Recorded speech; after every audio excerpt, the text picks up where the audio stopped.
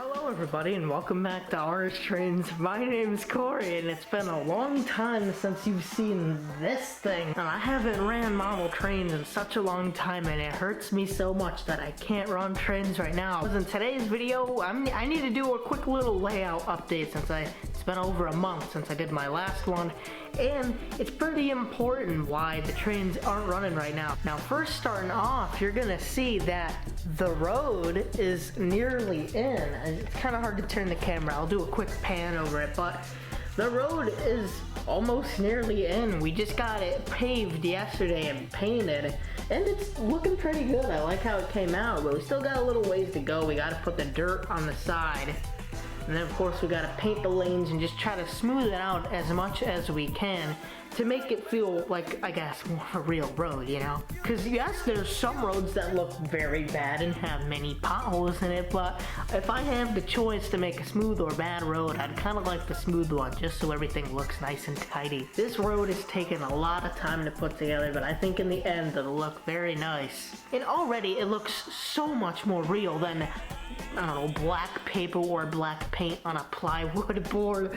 It just looks very real, I think, and especially when it gets painted over one more time, you put the lanes on and the cars on everything, it's gonna look great. So the crossings were the hardest part, and that's why the trains can't run, because we're still trying to carve out this and that, and still the tracks have to be clean because I can't imagine how much stuff is all over it. But I couldn't find any of like the laser cutout wood kits that I could use to make a nice even crossing, so I had to use like the road cement, that's what we made the roads out of, and put it over the crossings, and constantly, if we haven't been sanding it down all the time because the flanges from the wheels, it's not like a real railroad where you can like, the flanges don't go down all the way to like the ties like these do. So the flanges of the wheels of all the trains and stuff keep cutting at the road cement, constantly digging it up. So we have to keep sanding it and sanding it till we get it right. And what I'm afraid most of is that because we had to cover this entire track over with the road cement to try to get it even just slightly even, and still, as you can see, it's very bumpy. It's like a Pan Am crossing.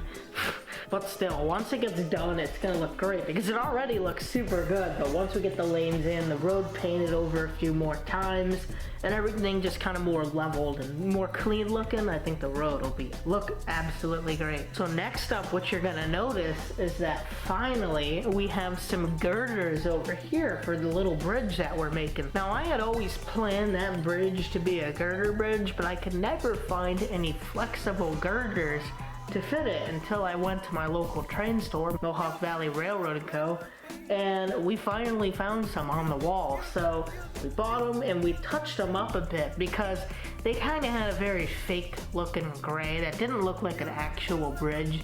So I kind of wanted to get a nice rust look, so I found some old Testors paint. And since my mom's very good with painting and everything, I had her try out some like rusting on the bridge, and I think it looks absolutely great. So I have to build kind of like an outside frame because, as you know, cars can swing off a turn, but they'll always go on the inside, and I don't want it to hit the girder, so I have to build like an outside frame, then kind of I probably have to either glue or screw the girders on that side frame. But still, in the end, I think it's gonna look great. And so far, you guys kind of get the idea of what it's gonna look like, so I think it looks very nice. And the third thing you're gonna notice is there's more trees. We picked up some pine trees at my railroad store, and we kind of put them all around, and I think it looks really nice. It kind of gives off that that like upstate New York Adirondack feel, which I'm trying to go for. And I'm gonna blend in a lot more different type of trees because I don't want it to only be pine trees. I'd like there to be a lot more variety and give it more of a colorful summer look instead of just all one shade of green. So it'll be a little while because making trees is not very easy. I know there's many tutorials on YouTube like making trees for your model railroad easy, but I think it's, for me, I just kind of like seeing the buying a done product versus having to make it all the way by myself, because there's so much on this layout that we've had to make on our own. I think at this point we're just gonna buy fully made products to save us the time. Otherwise, I think that's pretty much it for this short little layout update video. So yeah, pretty much wraps it up there. I can't wait to run the model trains again. I know you guys are probably on edge, like, Corey, run the trains now! I'd say just a few more weeks and then the track will be ready to go. I hope you guys enjoyed this video, and if you did, please remember to give it a like down below. Anyways, I'll see you guys in the next video, so stay tuned. Bye-bye.